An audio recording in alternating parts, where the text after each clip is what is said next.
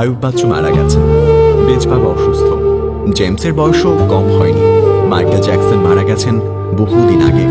নতুন funny video বানাবে না আর মিস্টার বিন। সালমান শাহ কখনো বাংলা সিনেমায় আসবে না। রাজ্জাক, রাজীব, হুমায়ুন ফরিদি সহ কি অসাধারণ ছিল তাদের অভিনয়।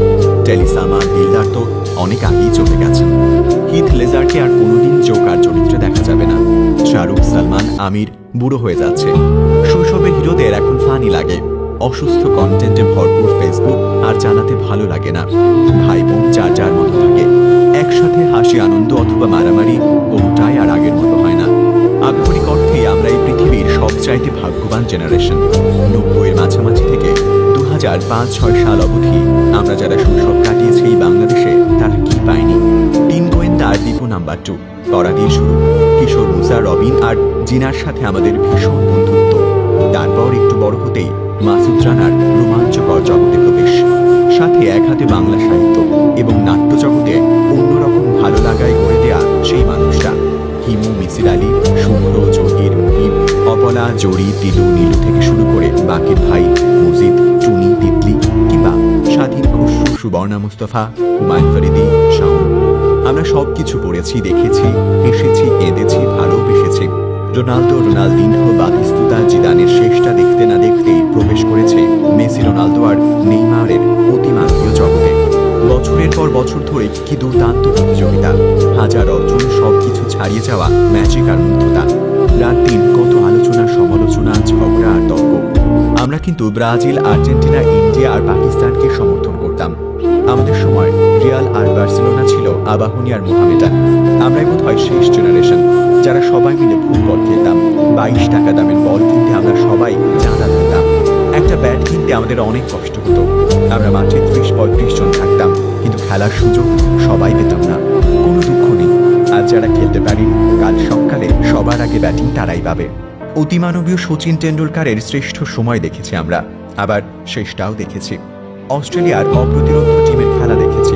লারা, ম্যাকগ্রা, মুরালিকে দেখেছি চামিন্দা, ভাস, সানাদ, জয়সুরিয়া, এইডেন, গিলাসপির খেলা। আমাদের সময় কিন্তু প্রথম 37 বলে সেঞ্চুরি হয়েছিল ওয়াসিম আকরাম, সৌরভ, দ্রাবিড়, শেনওয়ার্ন আর আসবে না। মনে আছে লাসিথ মালিঙ্গার প্রথম ম্যাচ। তারপর প্রবেশ করেছি বিরাট কোহলির পারফেকশনের জগতে।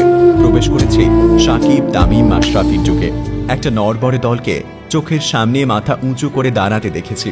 আমি নিশ্চিত করে বলতে পারি, কোনো একদিন বাংলাদেশ বিশ্বকাপ জিতে নিলেও আজকের এই জয়ের তীব্র আবেগটা আর থাকবে না। মেহরাব হোসেন, অপি, বুলবুল আর নান্নুরাই ছিল আমাদের হিরো। আমাদের সময় তো শুরুটা হয়েছে। জেমস, আয়ুব বাচ্চু, বেজবাবা, আর্সেল, শিরোনামহীন, মাইলসের সবচাইতে সুন্দর সময়ের সাক্ষী আমরা। আসিফের ও প্রিয়া গানটির কথা কার কার মনে আছে? জেমসের রাতের তারা তুই কি আমায়, বাবা কতদিন দেখিনি তোমায়, তুমি বিস্তৃত লগ্ন মাধুরী, কিংবা আয়ুব বাচ্চুর আমি কষ্ট পেতে ভালোবাসি। একের পর এক দুর্দান্ত গানে ভেসে যাওয়া জেনারেশন আমরা।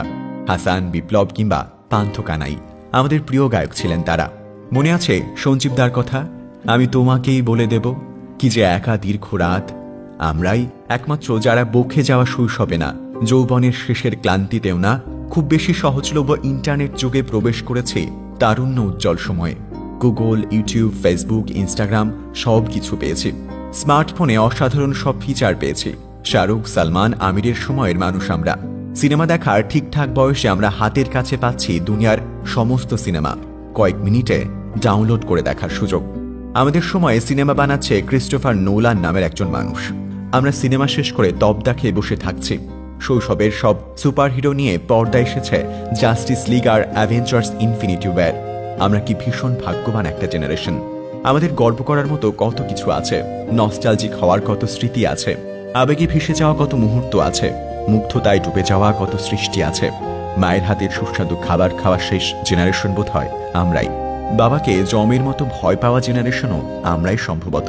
নাম না জানা অসংখ্য সুস্বাদু পিঠে পুলি আর কয়টা শীতের সকালে খাওয়া হবে কে জানে। টিভিতে আলিফ লায়লা, সিন্দাবাদ, রবিনহুড, গডজিলা শুরুর মিউজিক বাজলে আমাদের বুকের রক্ত যেভাবে ছলকে উঠত, সেই তীব্র আনন্দ আজকের নারুটো আর ড্রাগন বলজি দেখা বাচ্চারা কোনো দিন বুঝবে না। শুক্রবার নামের আবেগটা শেষ আমরাই বোধহয় অনুভব করেছি। আমরা যেমন ভাগ্যবান, ঠিক আমাদের দুর্ভাগ্যও কি কম? ভাবতে গেলে আর চিন্তা ভাবনা চালিয়ে যাওয়া যায় না। তিন গোয়েন্দা তো শেষ হয়ে গেছে। মাসুদ রানা এখন কি আর লেখে আগের মতন? সেই স্বাদ পাওয়া যায় না। হুমায়ুন আহমেদ চলে গেছেন, সব বই পড়া শেষ, সব নাটক দেখা শেষ। ভাবতে গেলে কেমন লাগে। প্রথম আলোর সাথে সোমবারে আলপিন দেয় না, বৃষ্টি হলে কাগজের নৌকা ভাসাই না বহুকাল। সুনীল, শীর্ষেন্দু, সমরেশ মজুমদারকে আমরাই ভালো চিনতাম। আর অল্প কয়টা বছর, তারপর কোনোদিন ফুটবল মাঠে পায়ের ছোঁয়া পড়বে না মেসি রোনালদোর। এই দুই অতিমানবের পায়ে সৃষ্টি হবে না কোনো জাদুকরী মুহূর্ত।